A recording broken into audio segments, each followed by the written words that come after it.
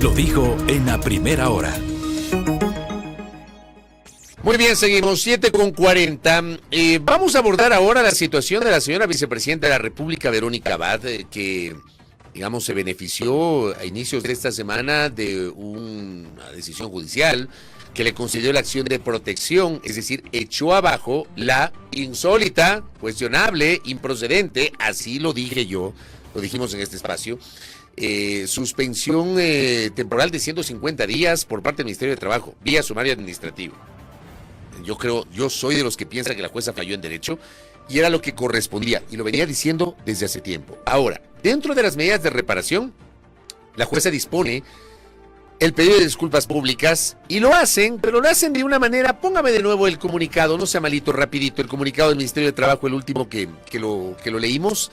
Esto lo publicaron a las 6:30 y pico de hoy. Es decir, hace una hora más o menos. Ahí tienen ustedes, piden disculpas públicas por decisión oral de la abogada Nubia Ginette Vera Cedeño. Dice, se extienden disculpas públicas al accionante María Verónica Abad Rojas al decidir la juzgadora otorgarle el derecho a ser funcionaria pública bajo el ámbito de la Ley Orgánica del Servicio Exterior y no servidora pública bajo el régimen de la Ley Orgánica del Servicio Público. Gracias. ¿Qué opina Esteban Ron, que está conectado con nosotros? Y por este tema, que es lo más coyuntural, quiero partir la entrevista. Él es académico, especialista en estas materias y está enlazado con nosotros vía telemática. Doctor Esteban Ron, le saludamos, mi compañera Belkis Sánchez y quien le habla, Fabricio Vela. ¿Cómo le va? Buenos días, Belkis, Fabricio, gracias por la invitación, como siempre, honrado con la misma. Mil disculpas no poder acompañarles en la cabina. Lamentablemente la persona que me iba a ayudar en este traslado de rápido, de entrevista a entrevista, se quedó atorada en el tráfico y bueno, ya conseguimos un pequeño espacio. Mil disculpas por eso. No se preocupe, doctor. Más bien, gracias y bienvenido. Bueno, a ver, ¿qué es lo que pasa con el comunicado? Lo vi también en esta mañana cuando venía el otro compromiso. Sí, es un comunicado bastante escueto, que no se mancha, por así decirlo. Creo que tiene pues alguna carga mínima de carácter político, pero hay que decir una cosa, no es por justificar en este caso a los actuantes del Ministerio del Trabajo. La decisión de la jueza, ¿sí? de la jueza Vera, establecía las disculpas públicas y obviamente creo que el Ministerio aprovechó ese rango mínimo entre la notificación de la sentencia y la lectura de la sentencia oral para emitir esas denuncias. ¿Debido a qué? ¿Qué es lo que sucede cuando hay el pedido de disculpas? Cuando hay la emisión de una sentencia. En la sentencia se establecen los parámetros mínimos de dicha disculpa, ¿no? Dónde tiene que realizarse, etcétera. Lo que la jueza Vera hizo es solo, pues, dentro de la ratio de Siendi, dijo, se piden disculpas públicas. Y creo que el Ministerio ocupó ese mínimo de tiempo entre la notificación y la sentencia para hacer, pues, esta disculpa bastante escueta, sin profundidad y demás. Como te decía, sin ánimo de mancharse mucho en la situación, Fabricio. Correcto, doctor. A ver, hablando sobre lo que usted está señalando en este momento, el jurista Damián Armijos, quien es uno de los abogados que patrocinó la defensa de la vicepresidenta en este caso, hace menos 20 minutos, publicó una explicación, ¿no? Dice, el Ministerio de Trabajo acaba de publicar sus disculpas públicas a la vicepresidenta, pero no se adaptan a los estándares jurisprudenciales de la sentencia 983-18-GP/21 que exigen. Dice, que las disculpas sean acordadas con la víctima, que se lleven a cabo en el lugar donde sucedieron los hechos, que sean públicas, que se reconozca la responsabilidad por los derechos violentados, que se desarrollen con la presencia de la víctima, que participe la más alta autoridad estatal u otros funcionarios de alto nivel, que las disculpas sean transmitidas y divulgadas plenamente en todo el país, que sean inequívocas, reconociendo las injusticias cometidas, admitiendo el daño y asumiendo la responsabilidad de todo ello, que sean sinceras, que sean eficaces, que honren a la víctima y señalen la importancia de restaurar el respeto por ella, reconociendo su dignidad, que manifiesten que la víctima no tiene la culpa de lo ocurrido, que la disculpa enfatice los valores comunes compartidos por toda la sociedad.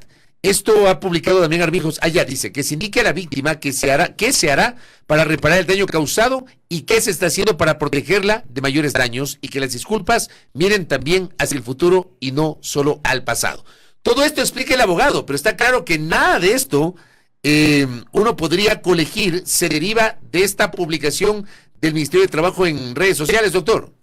Así es, Fabricio. Mira, lo que Damián ha señalado es un estándar de disculpas que tiene la Corte Constitucional, pero sobre la base del conocimiento de los procesos constitucionales de naturaleza o que iniciaron con una naturaleza de carácter penal, ¿sí? Sin embargo, esto no merma que dichos estándares tengan que ser cumplidos cuando, en este caso, una entidad o una institución pública o una persona deba emitir dichas disculpas. De ese catálogo de estándares que se tienen que realizar, se tienen que cumplir por lo menos 4, ¿sí? La primera que te decía es cuáles son o cuál fue el daño causado en específico. Segundo, como bien lo dice Damián, la reparación que se está dando y cuáles van a ser las medidas.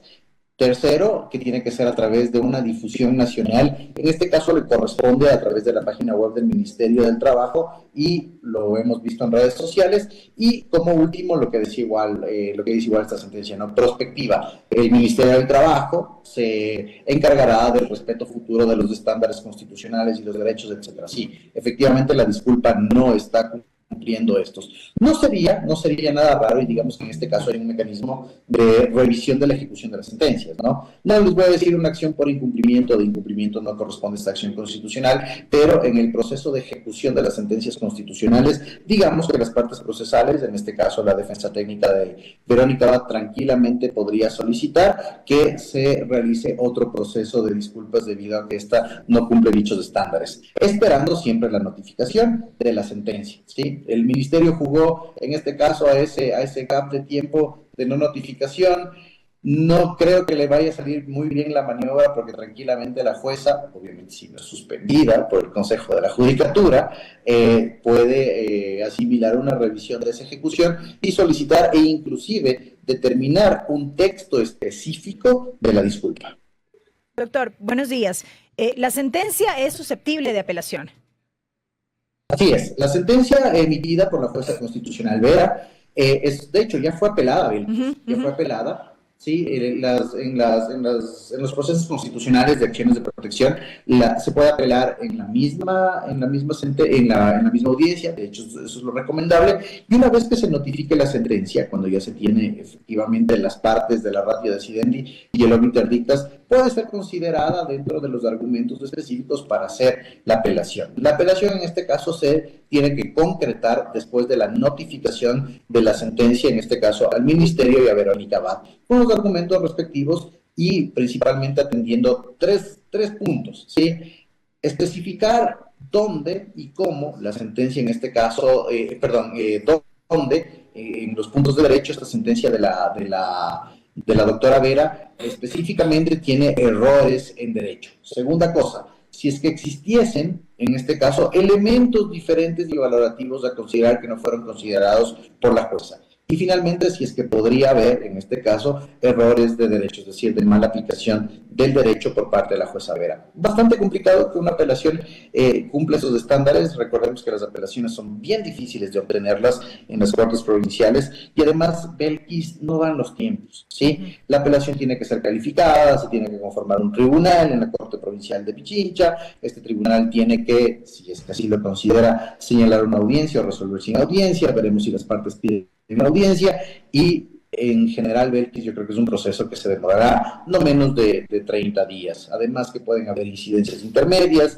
excusas y recusaciones a y de los jueces. Entonces, esto todavía se quedará en amplia discusión. Se entiende que por eso en derecho la apelación e incluso la emisión de la sentencia escrita no significa que hay que esperar para que se aplique la acción de protección. De hecho, el mismo día, el gobierno decidió acatar, pero dice, acatamos la resolución, dejo sin efecto la designación de Sarija Moya como vicepresidenta encargada porque ha sido restituida a su condición de tal la señora María Verónica Abad Rojas, pero al mismo tiempo, en uso de mis atribuciones, dice el presidente, le vuelvo a asignar funciones fuera del país y le asigna un cargo de consejera temporal para fines económicos del Ecuador ante la embajada de nuestro país en Ankara, Turquía. Y le dice, tiene que trasladarse hasta el 27, debe presentarse hasta el 27, o sea, hasta mañana en la capital turca. Es constitucional, y quiero partir esta parte del diálogo con Esteban Ron preguntándole si es constitucional que el presidente le haya asignado otra vez funciones fuera del país a la vicepresidenta. Doctor. A ver, primera cosa, sí, Fabricio, las sentencias constitucionales son de inmediato cumplimiento, ¿sí? Entonces, en este sentido, digamos que el gobierno y la propia Verónica Abad, ella intentó ingresar al despacho vicepresidencial y el gobierno también la reconoció como vicepresidenta y eliminó la designación de Zaira Moya. Segunda cosa, ¿puede el presidente, según el régimen constitucional, realizar una otra designación nuevamente dentro del ámbito diplomático? Sí. Al amparo de las normas constitucionales, recordemos que el vicepresidente o la vicepresidenta de la República tienen las funciones que el presidente le designe a través de varias tipologías de actos administrativos, en este caso un decreto ejecutivo que le designa como servidora diplomática. Y aquí cabe recalcar una cosa, Fabricio, ya no tiene pues el estatus de jefa de misión como lo tenía cuando embajadora de Israel. Ahora estamos hablando de que tiene una consejería, estas que antes se llamaban agregadurías, en el ámbito y que tienen ámbitos y asesorías específicos como el político, el comercial, el jurídico. En este caso entiendo que va como consejera comercial o económica para los asuntos de la embajada, pero además hay que recalcar otra cosa. Cuando se dan este tipo de designaciones, y podemos hacer un parangón a lo que se suscitó meses pasados cuando tuvo la primera designación como embajadora de Ecuador en Israel, es la Cancillería, Fabricio y Belkis, la que debe generar todo el procedimiento para el traslado del funcionario, en este caso a la embajada, ¿sí? Digamos que Verónica Abad no logra presentarse el día de mañana, de hecho en pocas horas, con la hora de Turquía, ¿no? Con los cambios de hora, que entiendo que son 6 o 7 horas de diferencia, debería ya presentarse en dicha embajada, pero la que debe facilitar todo este procedimiento como institución es la propia Cancillería. No va a tener las mismas, digamos que los mismos beneficios o las mismas facilidades que cuando embajadora. Sin embargo, como te decía, el traslado viene con un estudio previo, ella tiene que comunicar, me refiero a Verónica Abad, si es que va a viajar con familia, tiene que haber una asignación temporal de residencia, etcétera, etcétera, etcétera, ¿no? No es un proceso que está regulado reglamentariamente y que hay una dirección en la Cancillería encargada del traslado de servidores públicos, sean estos políticos o de carrera dentro de la Cancillería. Entonces, no es tanto de que no hay pasajes y demás, y es obligación de la Cancillería, como ya pasó en la primera designación, prestar todas estas facilidades, Fabricio. Doctor, a 10 días del inicio de la campaña electoral y con Verónica Abad en Turquía para esa fecha, voy con la pregunta de cajón que todos nos hacemos y que nos hemos venido haciendo desde hace mucho tiempo. ¿Qué va a pasar con el reemplazo de Daniel Noboa? A ver, mira, en este caso, el día de hoy, ¿sí? La vicepresidenta de la República es Verónica Abad. Hay dos teorías y en este caso dos manifestaciones específicas respecto de la situación. La primera, la que es orgánica, la que es democrática, la que está dentro de los estándares democráticos, la que respeta el Estado de Derecho, es la aplicación del artículo 93 del Código de la Democracia, que establece claramente que el presidente Noboa tiene que pedir una licencia sin remuneración durante el tiempo de campaña. Y al día de hoy, siendo Verónica Abad vicepresidenta de la República, obviamente con designación de funciones diplomáticas, ella tendría que realizar, o mejor dicho, sedar la subrogación constitucional automática hacia ella. Segunda teoría, y que parece que esa es la que va a ser la que prime, ¿no?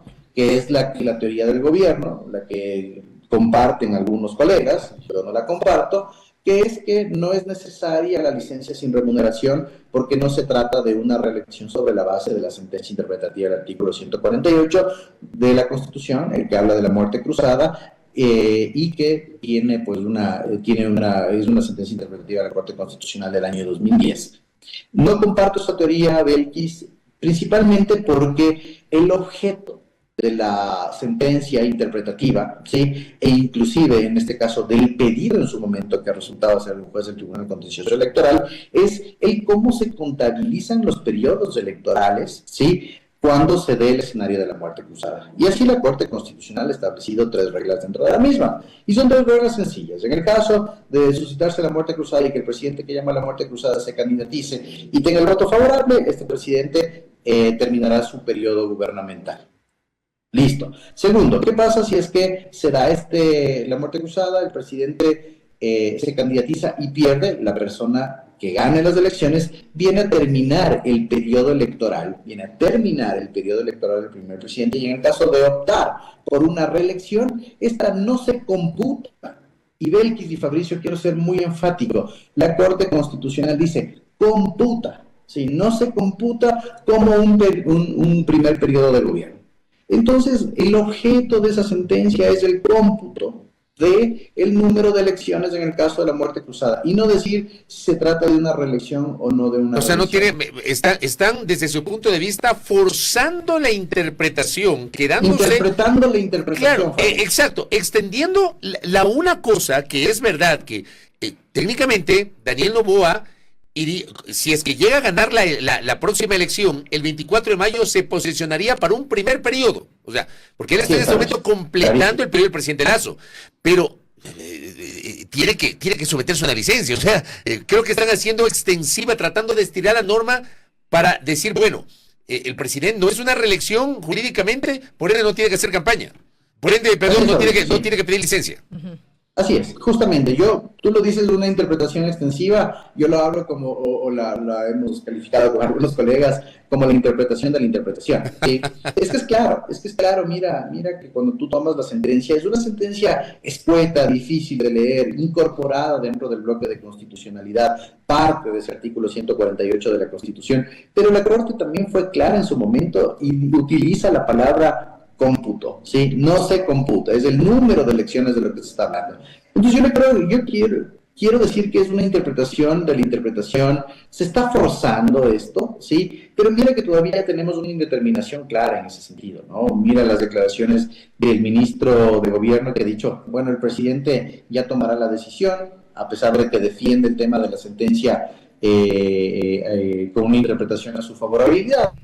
Dice, ya el presidente tomará la decisión. Y por otro lado, tienes un ordenamiento jurídico, ¿no? Y cuesta decir que en este caso no se respeten las normas preestablecidas del ordenamiento jurídico que claramente cumplen con, en este caso, ser la ejecución programática de los principios constitucionales. ¿Qué principios constitucionales, Fabricio? El de igualdad de oportunidades, en este caso en las elecciones. Principio consagrado desde el año 2008 y que tiene normas que efectivamente lo materializan, como la licencia sin remuneración, la no participación de servidores públicos en inauguraciones de obras, la prohibición específica de no utilización del erario en campaña electoral, etcétera, ¿no? Estas disposiciones que materializan un principio constitucional. Y si nos vamos dentro de la propia teoría, que en este caso los colegas y el gobierno está planteando que es un tema constitucional, también tenemos principios constitucionales que se tienen que repetir, ¿no? Entonces, ahí digamos que vamos a tener una especie de antinomia constitucional. No cabe la antinomia constitucional. Entonces, pues digo, hay que,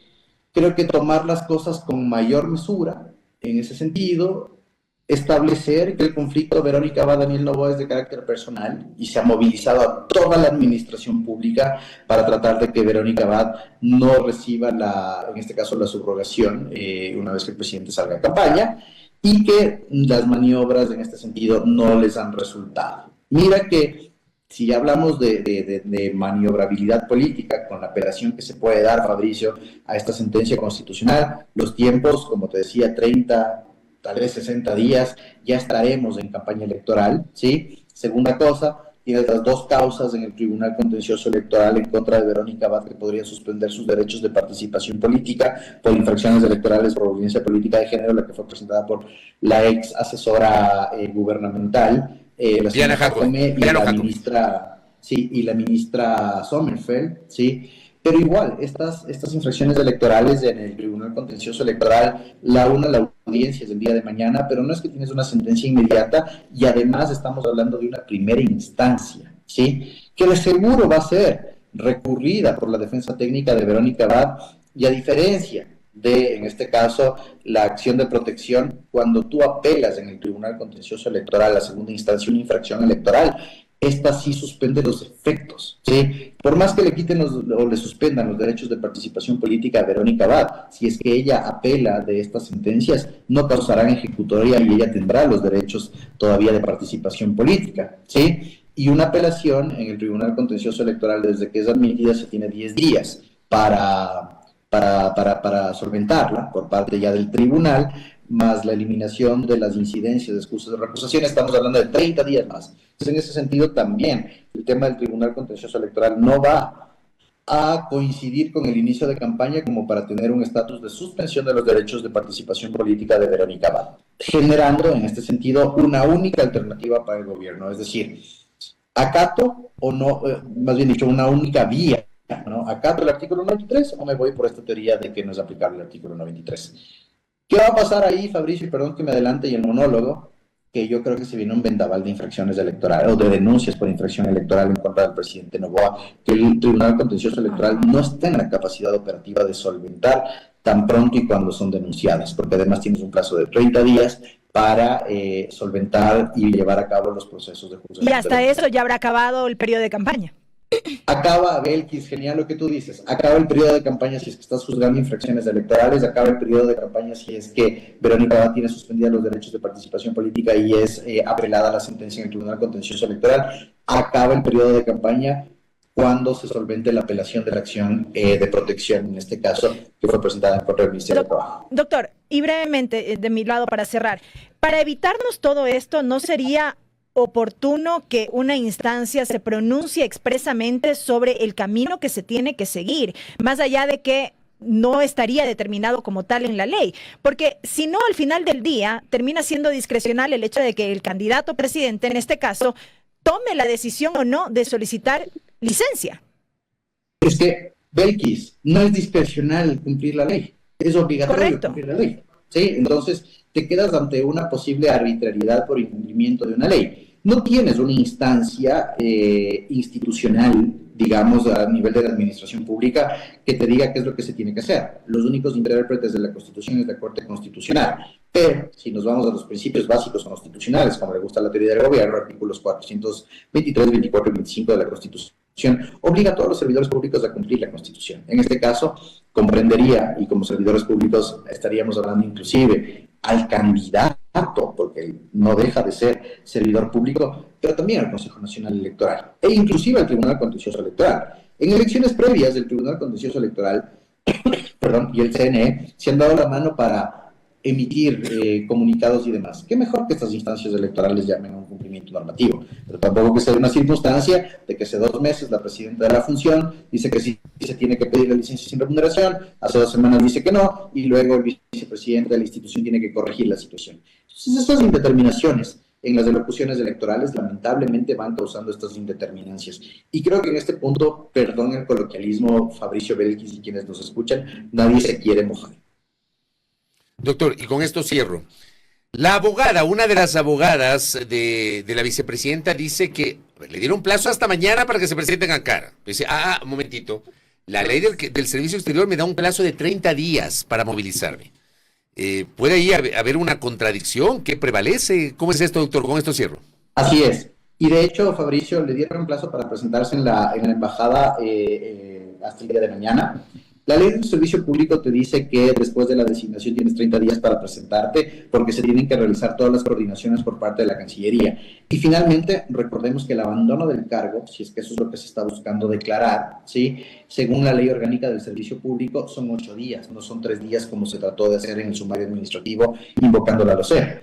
Digamos que en este sentido, Verónica Abad tiene varias alternativas. En primer lugar, si es que no se presenta el día de mañana, realizar los comunicados respectivos de carácter personal y ya en calidad de designada ante la Cancillería para que éste le facilite todo el traslado. Y en este caso, trasladar la responsabilidad a la propia Cancillería, porque es esta la que tiene el cargo del traslado de la hora consejera, ¿no? Y en segundo lugar, para que se dé la configuración, en este caso de no presentación dentro de los 30 días, ahí sí hay un procedimiento interno dentro de la Cancillería, según la Ley Orgánica del Servicio Público, para seguirle, no sumario administrativo, un procedimiento interno en la Cancillería, para que en este caso se declare vacante el puesto y en segundo lugar corran con las sanciones específicas en el caso de incumplimiento. Pero volvemos a la discusión. En caso de incumplimiento de las funciones asignadas, que no implican que ella pierde su condición natural de vicepresidenta. De las funciones asignadas o designadas como diplomática política, digamos así. Ella no merma y al día de hoy, como siempre lo digo, ella sigue siendo la vicepresidenta de la República. Y en el caso de operar la subrogación vicepresidencial automática, en aplicación del artículo 93, ella deberá, en este caso, subrogar al presidente de la República, salvo que exista otra vicepresidenta. Hace 4 o 5 días, antes de la sentencia favorable de la jueza Vera, favorable a Verónica Abad, a quien le correspondía era Zaira Moya. Entonces, si nos vamos al estricto cumplimiento de las sentencias y del régimen democrático que nosotros tenemos en el Ecuador, la vicepresidenta del Ecuador es Verónica Abad, a quien le corresponde la subrogación. Punto, estimado Fabricio. Correcto. Doctor Esteban Ron, gracias por el tiempo, valoro la gentileza de atendernos, creo que ha sido muy ilustrativa esta charla con usted, muy amable. Gracias. Siempre es un gusto, Fabricio Belkis, y si no hablamos, pues felices fiestas y buen mantra de reconfiguración 2025. Lo propio para usted, doctor, muchas gracias. A Esteban Ron, que ha estado con nosotros, jurista, especialista en materia electoral, obviamente hablando sobre la situación de la vicepresidenta de la República y también, pues, cuestionando la manera como el Ministerio de Trabajo ha emitido disculpas públicas esta mañana con un mensaje que ha sido publicado en redes sociales. Primera plana. Todas las noticias, todas las voces.